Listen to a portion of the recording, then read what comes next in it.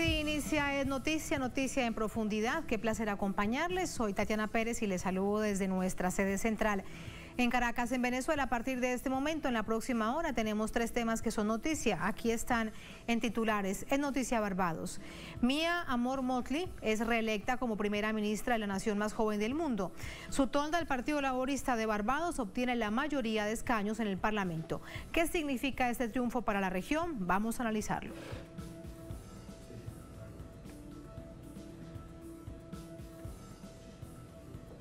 En Noticia Venezuela, se avecinan cambios en el sistema judicial. Tras la aprobación de la ley orgánica del Tribunal Supremo, se trata de otro paso en la agenda de diálogo con las oposiciones. Veremos sus implicaciones en Noticia. En Noticia Chile, de nuevo se extiende el estado de emergencia en las regiones mapuche del país y con un discurso agresivo, el general encargado de la zona dice que darán de baja a quien sea cuando consideran los militares que se sienten atacados. Ha generado mucha polémica, reacciones y preocupación desde los líderes mapuche. Lo analizamos en Noticia, que así comienza. Bienvenidos, bienvenidas.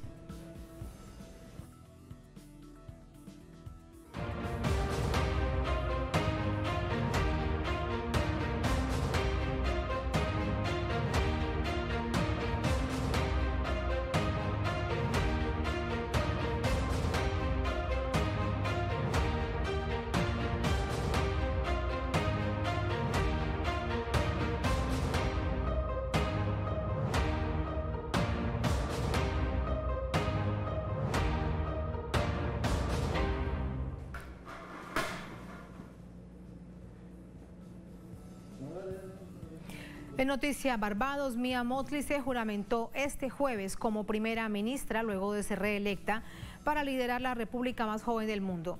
Al cortar lazos con la corona inglesa en noviembre del año pasado, la nación caribeña realizó elecciones generales donde el Partido Laborista de Barbados se alza con la victoria. Las elecciones generales celebradas en la isla caribeña las ganó el Partido Laborista de Barbados, con la primera ministra Mia Mottley, quien consiguió la reelección en el cargo para un nuevo periodo. De acuerdo con los resultados oficiales preliminares, el BLP ha ganado hasta ahora 18 circunscripciones de las 30 que estuvieron en disputa en la histórica jornada electoral, la primera que se realiza desde que el país rompió lazos con la corona británica. Este jueves, en una sencilla ceremonia en la sede de gobierno, se juramentó a Mottley. Como primera ministra de este país, yo tengo una disciplina y me rehúso a aceptar que los grandes poderes, grandes élites, sean las que gobiernen este país. Les repito, nosotros vamos a poner los asuntos de este país sobre todas las cosas. La presidenta Sandra Mason fue la responsable de tomar el juramento y augurar éxitos a la gobernante.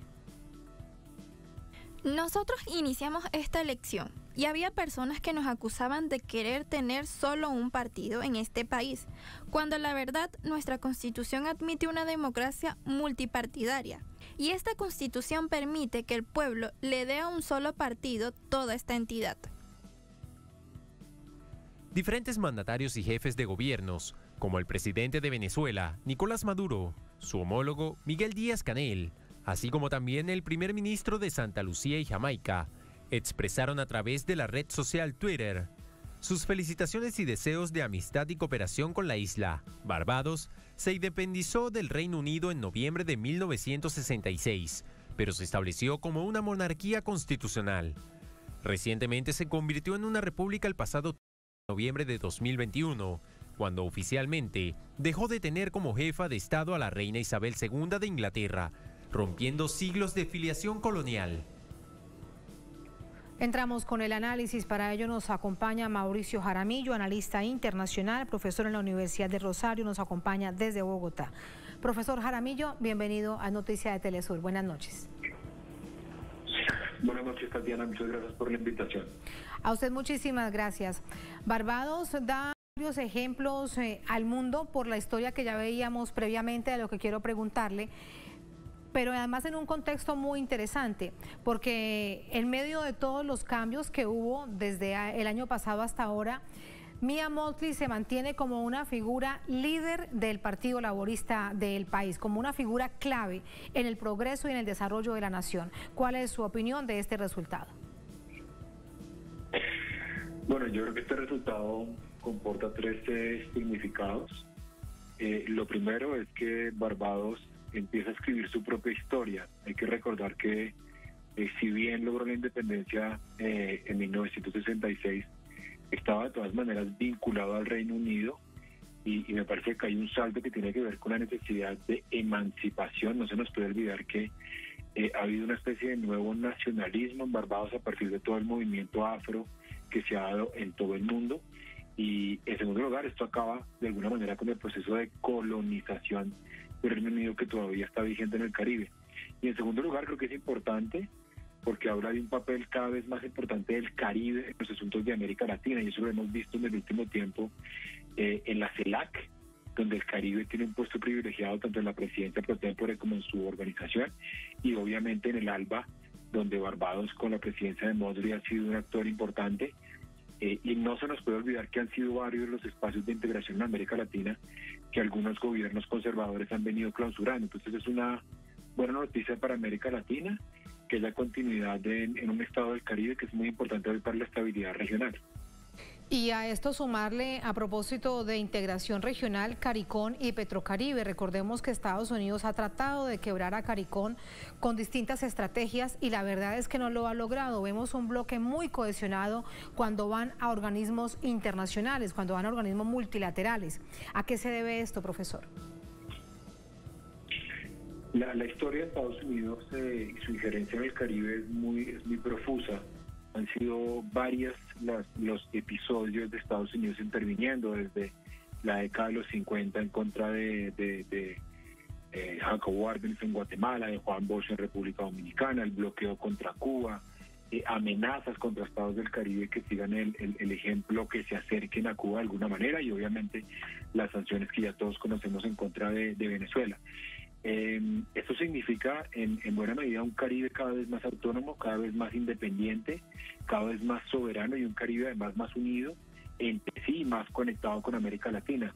Lo que hemos visto en el último tiempo con ejemplos como la Asociación de Estados del Caribe, el mismo Petrocaribe, CARICOM, el ALBA, la propia CELAC, es que el Caribe y América Latina están teniendo puentes de conversación y no le hacen el juego a los bloqueos que llegan desde afuera. Esto es importante, insisto, por una región que como nunca antes en su historia había estado fragmentada y como nunca antes en su historia necesita de la integración regional. Ese punto que usted plantea sin duda es interesante, y también revisándolo, profesor, en términos históricos, porque estamos tan cerca pero a la vez tan lejos, América Latina y el Caribe, pero hasta hace unos años, aproximadamente unos 10 años, éramos dos mundos. ¿Qué fue lo que comenzó a unirnos?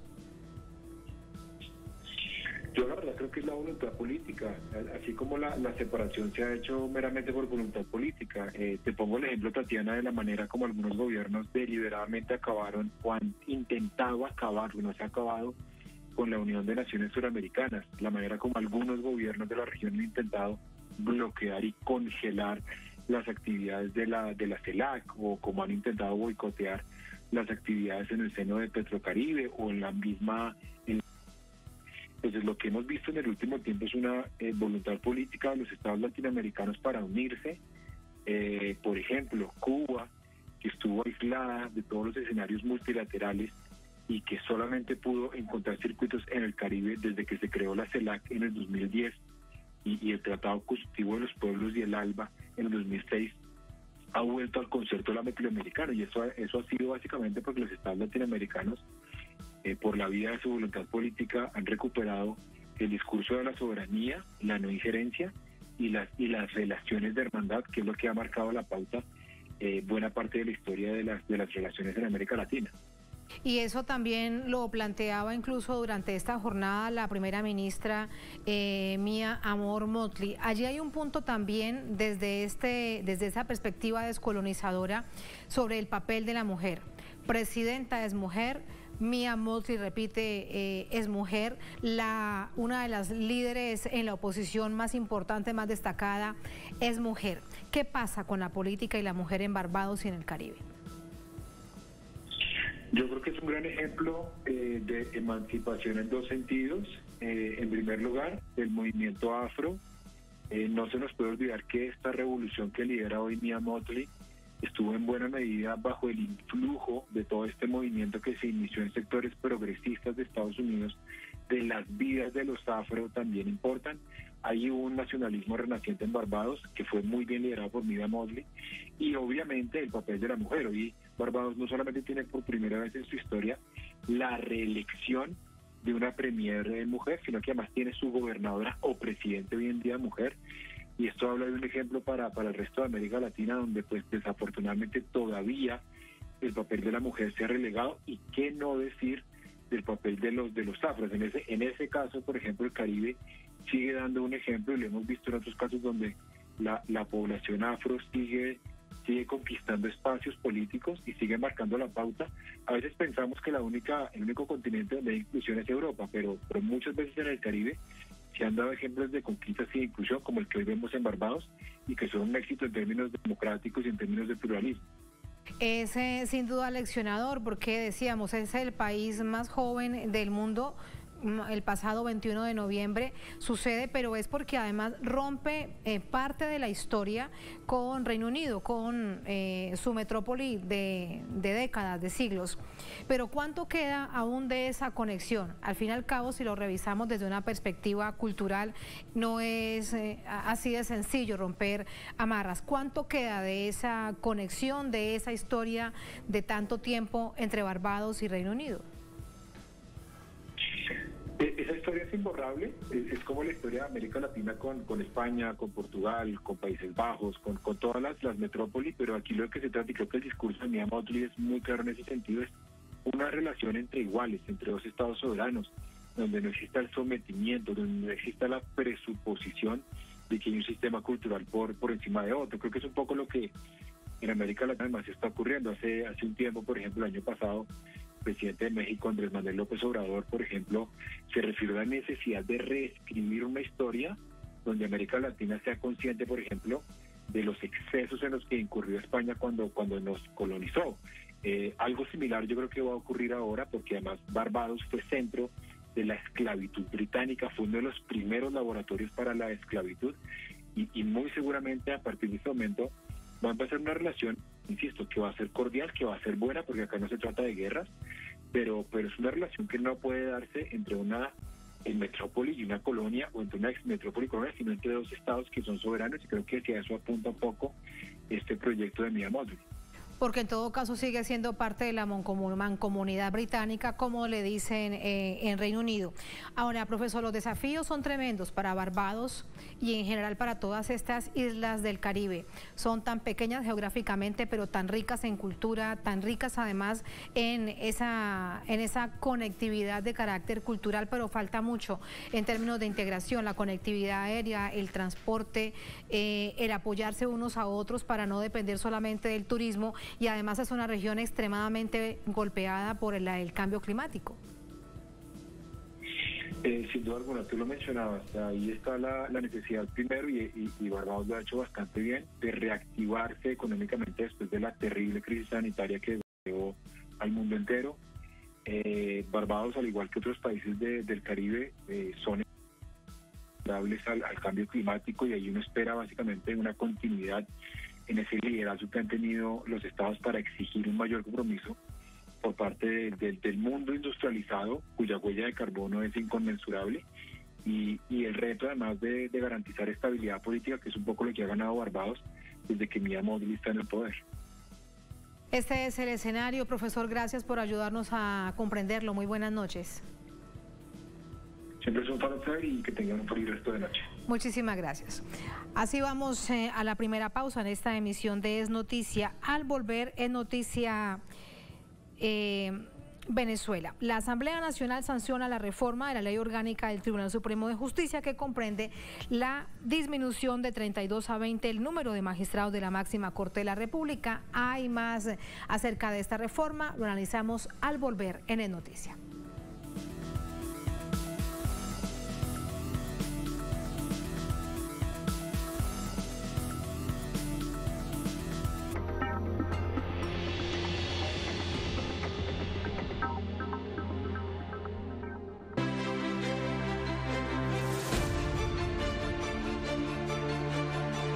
Nuestra señal es abierta porque Telesur siempre da más.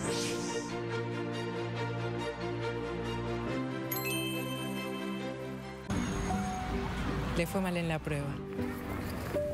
¿Y a ti qué le pasa? Se peleó con la novia. En su fiebre.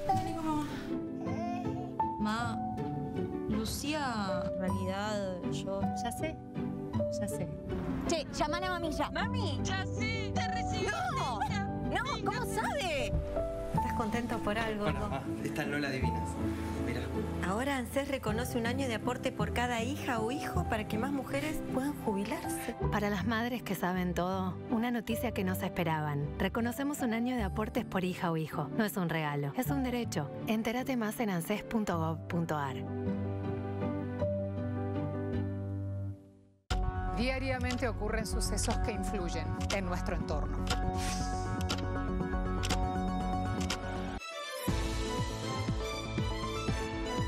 Entérate de las noticias más relevantes de América Latina y el mundo en nuestra agenda abierta.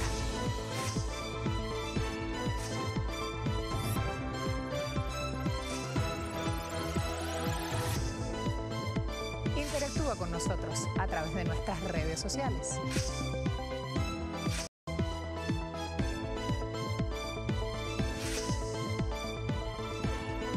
Los esperamos de lunes a viernes, solo por Telesur. ¿Qué te importa que te amen si tú no me quieres ya? ¿Una percusionista que canta o una cantante que toca percusión? Es un cuerpo con alma de artista.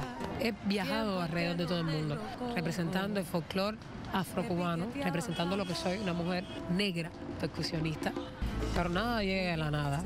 Sesiones Vagabundas, Brenda Navarrete. Dime algo. Yo soy trovador en La Habana y te canto una rumba cubana.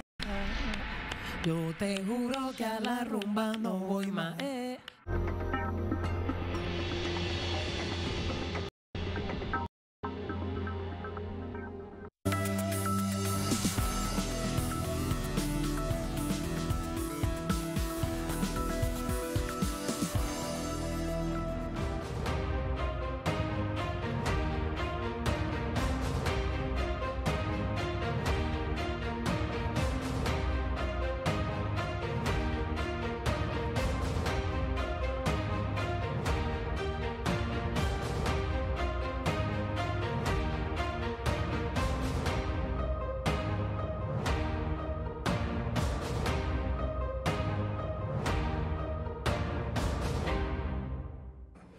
En Noticia Venezuela, la Asamblea Nacional sancionó la reforma de la Ley Orgánica del Tribunal Supremo de Justicia, que comprende la disminución de 32 a 20 el número de magistrados de la máxima Corte de la Nación.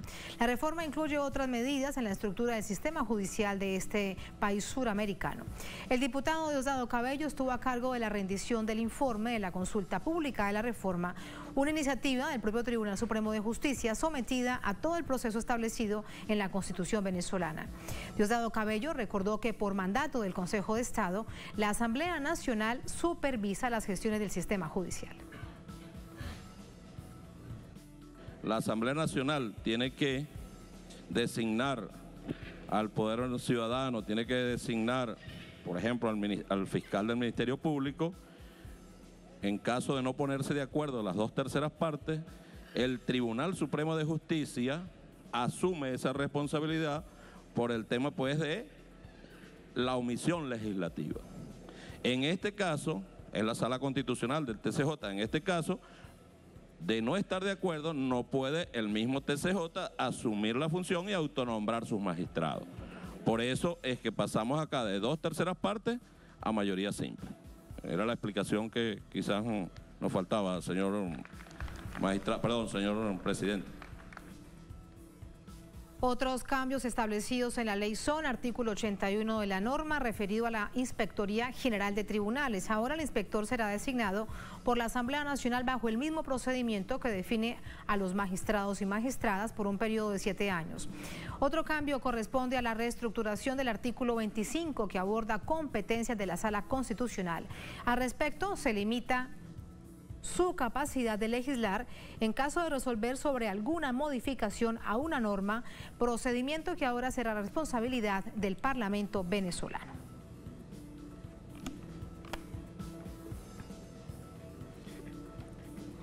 Así vamos a entrar de inmediato con el análisis, vamos a revisar la historia, además de dónde viene políticamente hablando esta iniciativa que ha generado tal expectativa. Para todo ello nos acompaña el doctor Juan Eduardo Romero, diputado de la Asamblea Nacional, historiador y politólogo. Diputado, ¿cómo está? Muy buenas noches, bienvenido. Muy bien, Tatiana, ¿cómo te va? Muchísimas gracias. Siempre es un gusto estar contigo. Igualmente, muchas gracias. Usted fue parte de la Comisión de la Reforma del Poder Judicial, que ya se le ha anunciado al país, al mundo, que se ha convertido en ley. Pero primero permítame preguntarle, ¿de dónde parte esta iniciativa? Decíamos en parte de la información que le entregábamos a la audiencia que tiene todo que ver además con las mesas de diálogo del gobierno con las oposiciones. Y la gente un poco hace la referencia al sistema, a lo producido con el Consejo Nacional Electoral. ¿Piensan que será un proceso similar? Sí, mira, varios elementos. Recuerda que cuando Chávez escribe el libro azul, en el preámbulo del 4F, que por cierto próximamente se van a celebrar 30 años del 4 de febrero, ahora el mes que viene, uno de los temas que Chávez tocaba, siguiendo de alguna manera algunos de los planteamientos de Ezequiel Zamora y del propio Simón Bolívar, el tema de la justicia. El tema de la justicia es un tema vertical en cualquier sistema político, desde los sistemas más despóticos o autoritarios hasta los sistemas más democráticos, porque tiene que ver obviamente con el equilibrio en torno al hecho social. Y en el caso específico de Venezuela, con la constituyente de 1999 y después con la nueva convocatoria que se hizo en el 2017, el tema de la justicia siempre fue un tema que salió al debate público. Ante eso, el presidente Nicolás Maduro convoca... Pero allí además, permíteme, para ir sumando algunos ingredientes, también sumado desde las distintas oposiciones a su amaño, ¿eh? Sí, claro. También las oposiciones pedían, obviamente, eso, porque hay que reconocerlo. Si bien se hicieron algunos cambios en algún momento que lo encabezó, recuerda tú y los que nos siguen, Luis Michelena, esos cambios no llegaron a profundizarse. Hubo muchas irregularidades realmente, hubo procesos de nombramiento que han generado serias discusiones en torno a las actuaciones del sistema de justicia. Todo comenzó, insisto, porque en esta mesa de negociación uno de los puntos que hizo hincapié las fuerzas de oposición fue el tema del funcionamiento del sistema de justicia. Nosotros tenemos una deuda en estos años en torno al funcionamiento de ese sistema de justicia. Precisamente eso es lo que hace que en el Consejo de Estado, que es una máxima instancia de asesoría establecida por la Constitución, el presidente de la República le solicite a la Asamblea Nacional la conformación de una comisión muy amplia. Esa comisión fue sumamente amplia. Estábamos no solo diputados, como es mi caso, pertenecientes al bloque, sino diputados de oposición que nos desplegamos por todo el Estado, porque había una realidad. Nosotros teníamos cerca de 38.000 reclusos con retardo procesal. ¿Qué retardo procesal? Bueno, que debían acudir a audiencias preliminares donde se le iban a leer los cargos, donde se le iba a asignar un defensor, donde se le señalaba bajo qué condiciones iba a ser juzgado y ellos podían defenderse, y eso siempre establecía un lapso máximo de 2 años. Bueno, teníamos casi más de 36.000 reclusos en centros de detención preventiva, que no son centros de reclusión permanente, y eso generaba un tema de injusticia. Yo te puedo señalar y compartir 2 experiencias. Yo soy diputado del Zulia y estuve en la comisión presidencial en la zona occidental, pero concentrado en el Zulia, junto con otro gran amigo, diputado también, Joner Durán. Y fuimos a Santa Bárbara del Zulia, un poblado al sur del lago. Y ahí nos encontramos en el retén a un señor jornalero detenido por haberse robado, porque el dueño de la hacienda no le pagaba, por haberse robado, cortado 3 racimos de plátano, y tenía 3 años y medio detenido, ¿no? Eso es un acto de injusticia. Ante eso nosotros actuamos, se tomaron algunas medidas, se generaron algunas medidas de liberación bajo ciertas condiciones. ¿Qué nos atacó? Y esto es importante que lo digamos, porque en un momento que íbamos a liberar drogadictos, traficantes de drogas, asesinos, violadores. Ninguno de esos delitos mayores fueron atendidos, fueron delitos menores. ¿Qué delitos? Hurtos, robos, ¿no? Algunos elementos que había, por ejemplo, de tráfico, supuesto de tráfico de materiales estratégicos que eran detenidos y porque llevaban 2, 3 pimpinas de gasolina, iban de Valencia a Caracas y eran detenidos. Ese tipo de procesos fueron atendidos. Esa fue la primera etapa. Luego de esa primera etapa, entonces cada uno de los diputados en las regiones, se dividió el país en 6 grandes regiones, rindieron cuenta a la comisión que la dirigía Diosdado Cabello junto con la también diputada Cilia Flores, ¿no? Y operativamente era el compañero Pedro Carreño. De esa acción, de esa interrelación de los diputados desplegados por todo el país, hubo un primer resultado, unas medidas que favorecieron la libertad bajo ciertas condiciones a un conjunto de reclusos para descongestionar los centros de reclusión, para redirigirlos hacia los centros donde debían cumplir sus penas, aquellos, por ejemplo, cuya causa o vivían en San Cristóbal, pero estaban siendo juzgados en Sucre, se buscaba su traslado al sitio de reclusión para que sus familiares pudieran atenderlo. Luego de eso, entonces, se fue a esta segunda etapa, que era la presentación de la modificación de la ley del Tribunal Supremo de Justicia. ¿Y el Tribunal Supremo de Justicia de qué manera ha participado, qué papel ha jugado en esta reforma, en toda esta reestructuración? Desde un principio, cuando conformamos la Comisión de la Revolución del Sistema Judicial, estuvo presente miembros del Tribunal Supremo de Justicia, la Fiscalía, la Defensoría Pública, todas esas instituciones conjuntamente con los otros organismos que tienen que ver, o sea, Guardia Nacional, Policía Regional, etc. Todos esos estuvieron. Cada uno de los diputados que nos desplazamos, por ejemplo, te lo digo yo, que inicialmente tuve la responsabilidad de instalar la comisión en el Zulia. Convocamos a los cuerpos de seguridad, convocamos a la Defensoría Pública, convocamos a la Defensoría del Pueblo, convocamos al comandante militar, al comandante policial, a la juez superiora del circuito, ¿no? Y se instaló. Y se iba a los centros de reclusión, se revisaba caso por caso. Eso es, habían 300 reclusos, se hacía la revisión, se pasaba. ¿Cuál es tu delito? Droga. Ok, muy bien, pasa para allá y anotábamos nosotros. El caso de delito de droga no podía ser revisado porque era un delito un delito mayor, considerado en ese sentido. Pero aquellos pequeños delitos, robo, como te dije, muy leves, fueron inmediatamente atendidos, se le vieron porque había retraso y se produjo una liberación. Y estamos ahora en esta segunda fase.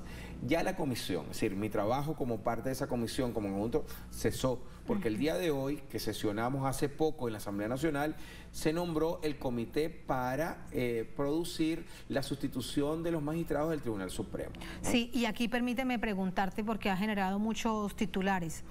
Cambian el número, se reduce el número de magistrados y eso ha generado, bueno, como todo lo que pasa en Venezuela, adentro y fuera, es un titular.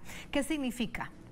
Bueno, no es solamente un mero número, que se reduzca el número de magistrados. ¿Qué significa? No solo que se reduce de 30 a 20, sino que además se insiste en el cumplimiento de lo que dice la Constitución. Porque por cuestiones sobrevenidas, recuerda, yo te debo recordar a ti que los 2 últimos periodos de funcionamiento de la Asamblea Legislativa, de la Asamblea Nacional, fueron altamente conflictivos. Es decir, la oposición o no concurría o boicoteaba el proceso y por lo tanto la dinámica formal de elección de los magistrados no se estaba cumpliendo, sino que se tuvo que haber hecho una solicitud especial para el nombramiento. ¿Qué es lo que significa ahora? Que con esta ley se va a hacer un concurso público, se nombró, la está dirigiendo un diputado que fue el mismo que, por cierto, dirigió perfectamente la conformación del nuevo Consejo Nacional Electoral, el diputado Alessandreo, almirante retirado de nuestra Fuerza Armada Nacional Bolivariana, y que demostró una gran capacidad en el proceso de selección de los candidatos al CNE. Bueno, él está encabezando ahí, son 21 miembros, 11 de la Asamblea Nacional y 10 de la llamada sociedad civil. Los 11 de la Asamblea Nacional fueron nombrados hoy. Estos 11 de la Asamblea Nacional comienzan entre el bloque de la patria y oposición también. Es importante, sí. El bloque de la patria y oposición. El diputado Alessandreo tendrá que convocar a una convocatoria abierta para que la sociedad civil sugiera, es decir, universidades, organizaciones defensoras de derechos humanos, etcétera, sugieran quiénes pueden ser sus miembros. Ellos tendrán que elegir esos 11 diputados, los otros 10 miembros de la sociedad civil. ¿Y qué pasa, diputado, con aquellos abogados, juristas que ya están haciendo la carrera dentro del sistema judicial para anhelar o porque ya tienen todas las calidades para ser magistrados? Pueden concurrir sin ningún problema, porque una de las modificaciones, como tú muy bien lo señalabas, es que se hacía hincapié en la oposición pública a la ocupación de los cargos. Eso es, esa comisión que, repito, dirige el compañero diputado Alessandreu, un hombre muy serio, proveniente de las Fuerzas Armadas, con una gran capacidad, con el que comparto además en la Comisión de Seguridad y Defensa, porque es un experto en el área militar, pero es un técnico de primera. Convocará a los candidatos, se evaluarán sus credenciales, ese es el primer paso.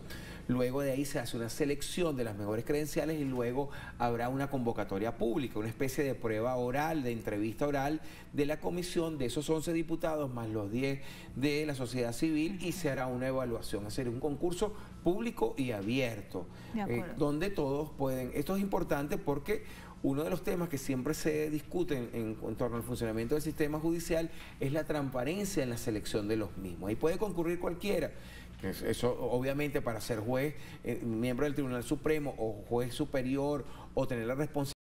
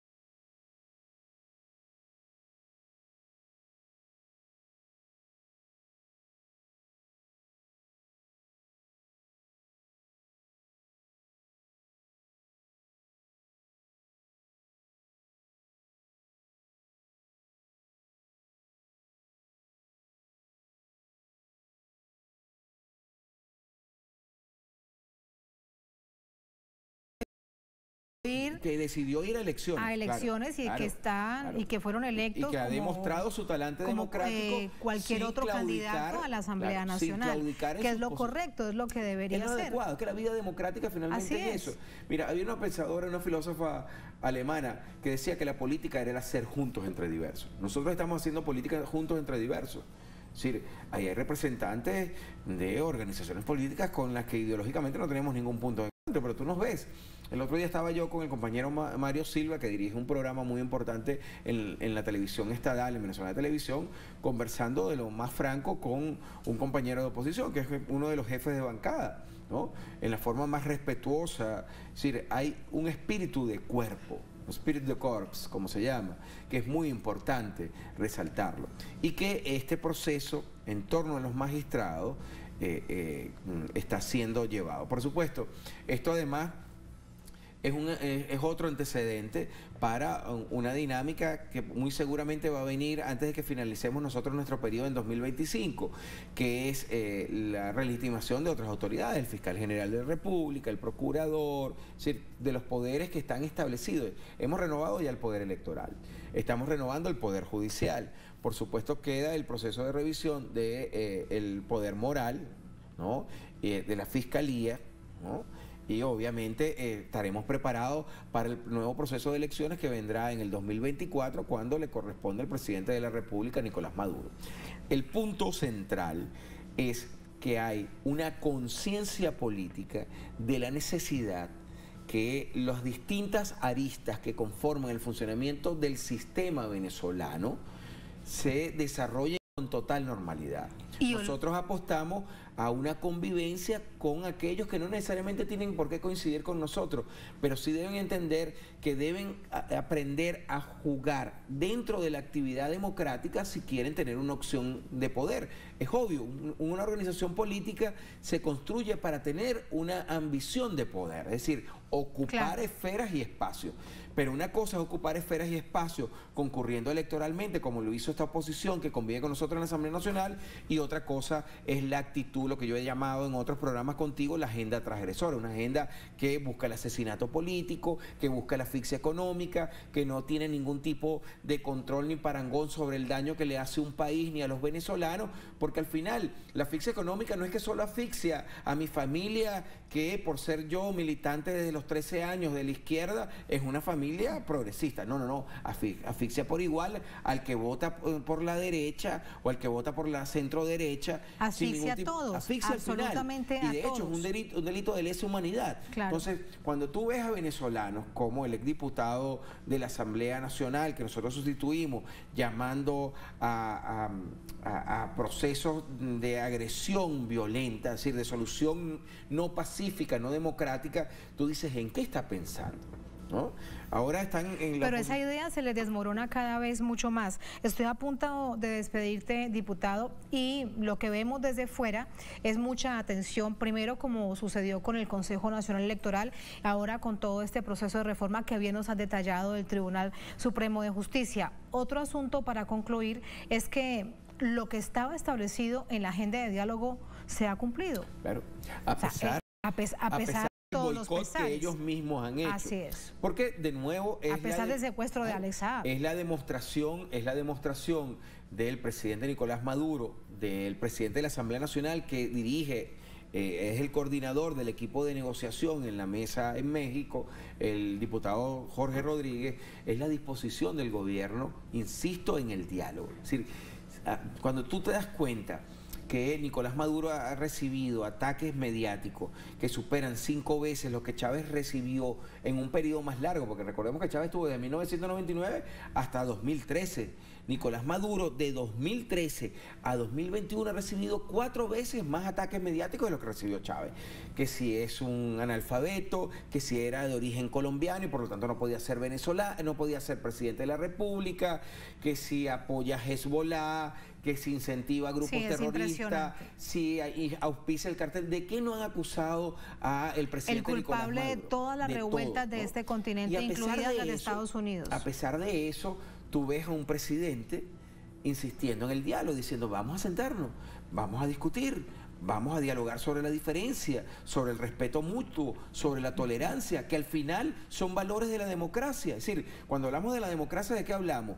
Hablamos de la posibilidad que yo tengo en el Parlamento de pararme y decirle al compañero de la oposición que no estoy de acuerdo, en el más alto nivel de discusión política. Decía Aristóteles una máxima, ¿no? que la mayor madurez consiste en, aún no estando de acuerdo con el otro, entenderlo.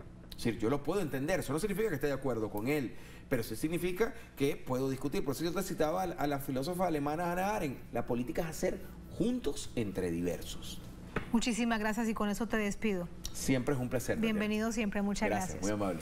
Así vamos a la última pausa en esta emisión de Es Noticia. Al volver en Noticia Chile, de nuevo se extiende el estado de emergencia en regiones mapuche del país y con un discurso muy agresivo, el general encargado de esta zona dice que darán de baja a quien sea cuando los militares se sientan atacados. Hay múltiples reacciones, las revisamos en minutos al volver en Es Noticia.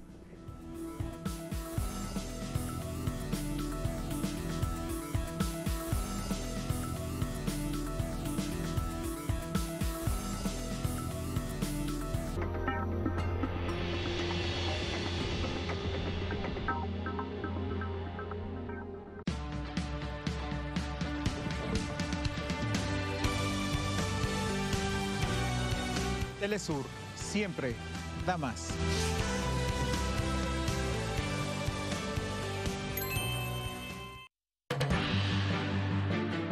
¿Qué tal? Les habla Jorge Gestoso. Te invito a que me acompañes en un nuevo programa en donde estaremos hablando sobre los acuerdos de paz en El Salvador y los derechos humanos en ese país con otra notable invitada, Nidia Díaz, abogada y defensora de derechos humanos. Solo por Telesur. Notables con Jorge Gestoso. Viernes, solo por Telesur. En un mundo que no se detiene, te brindamos un espacio para mantenerte al día. Toma un momento, respira y cuida de tu salud física y mental. Equilibra tu bienestar y guía tu cuerpo. Martes. Solo por Telesur.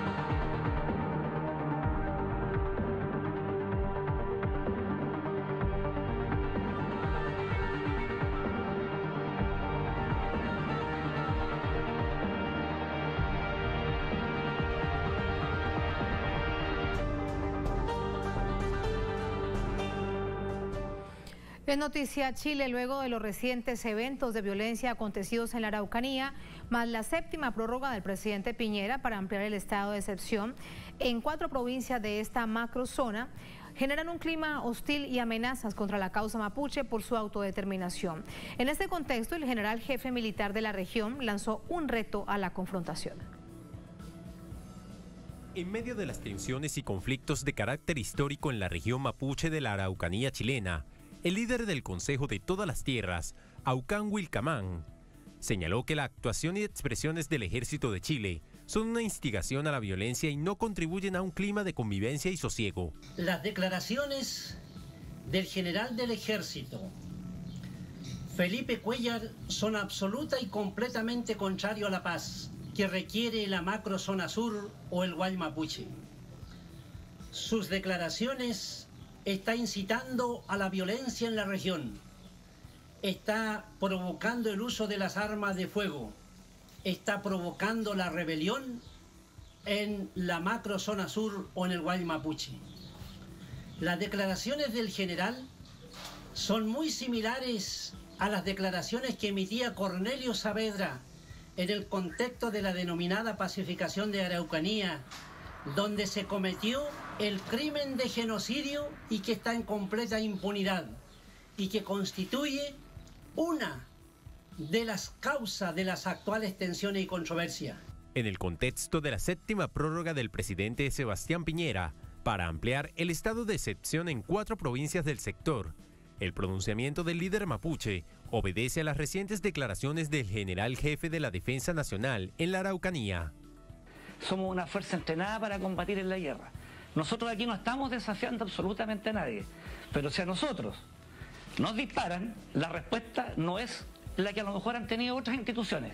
Si a nosotros nos disparan, nuestra gente que no usa munición de fogueo va a emplear su arma, va a identificar blancos y van a haber bajas. Eso es una realidad, van a haber bajas. Y por eso que les digo, y les repito enfáticamente, que aquí hay gente cobarde que mata a civiles desarmados. ¿Por qué no se enfrentan con nosotros? Los invito. Ante la arremetida y amenazas del general Cuellar, el líder mapuche exigió al Ejecutivo que saque del territorio ancestral al alto funcionario militar. El ejército debe contribuir a la paz y no a la violencia. Por lo mismo, el pueblo mapuche, bajo el principio de la autodeterminación y la soberanía territorial, presentará una indicación en la nueva constitución política para que las instituciones militares instaladas en el territorio mapuche sean arrancadas de una vez, porque su presencia constituye una amenaza permanente para la convivencia entre mapuche y no mapuche en el sur. Por el bien superior de la paz, el presidente de la República, Sebastián Piñera, debe retirar al más breve plazo al general Felipe Cuellar en su función en el Guay Mapuche o Macrozona Sur. La causa del pueblo mapuche por su autodeterminación es nuevamente amenazada por la actual institucionalidad chilena. La víspera, 2 personas fueron asesinadas, un trabajador forestal en el Biobío y un agricultor de la Araucanía. Las autoridades militares, en vez de promover una investigación para determinar las responsabilidades respectivas, actúan como fuerza de choque y no garantizan la paz. Sumamos más información a esta hora con nuestra corresponsal en Santiago, Paola Dragni, con múltiples reacciones después de estas declaraciones que generan tal nivel de preocupación. Hola Paola, muy buenas noches, adelante. ¿Cómo estás, Tatiana? Buenas noches. Así es, lo escuchaban directamente. Los invito, dispárennos a nosotros.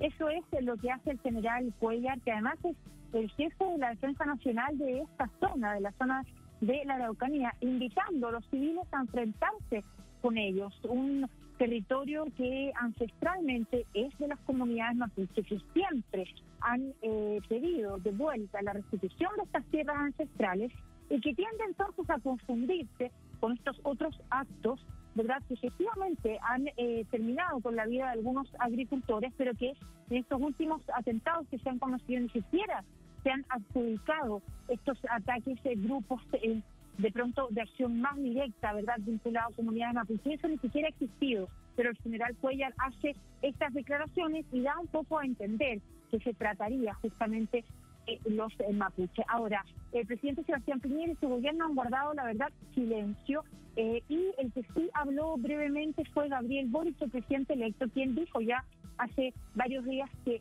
durante su gobierno no se va a reanudar o no se va a extender este estado de excepción en la macrozona sur. ¿Qué va a pasar en los próximos días? Lo cierto es que hay que estar muy atentos porque son declaraciones muy atrevidas por parte de este general que hasta el momento continúa en la zona.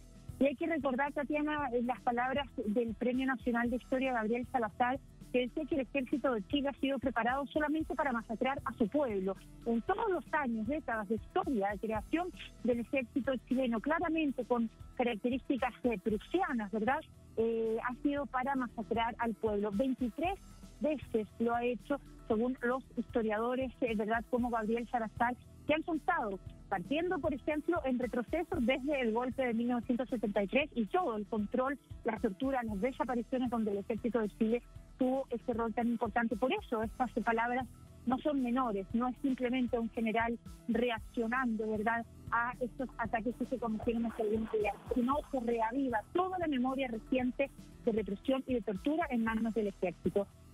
La verdad, Tatiana, es que el día estuvo muy tenido por esta noticia, pero al final de la tarde y ya ahora en la noche todo es orientado hacia el nuevo gabinete que va, o al gabinete que anuncia, ¿verdad?, el presidente electo Gabriel Boric. Se han conocido nombres que se filtraron al diario La Tercera.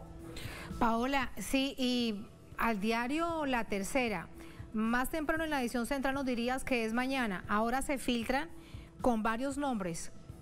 ¿Es así o habría que esperar a mañana para confirmar?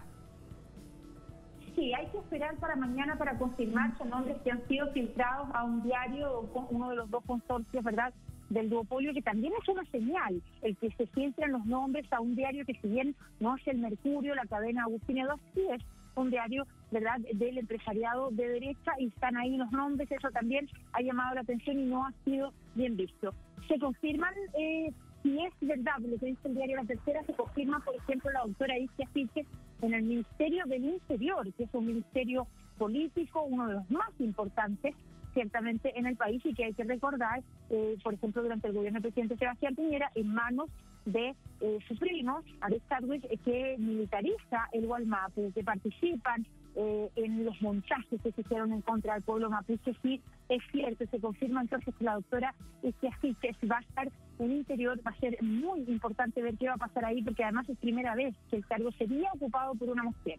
A las 8 de la mañana van a comenzar los movimientos, porque el presidente electo Gabriel Boric va a anunciar su gabinete, no en su oficina, sino en el Museo de Historia Natural, para darle un toque más republicano, quizás más cultural. Es una tradición también acá en Chile, lo hizo el presidente Piñera también en un recinto cultural, y también lo hizo la expresidenta Michelle Bachelet. Así que Gabriel Boric no se queda atrás y va a hacer ahí el anuncio.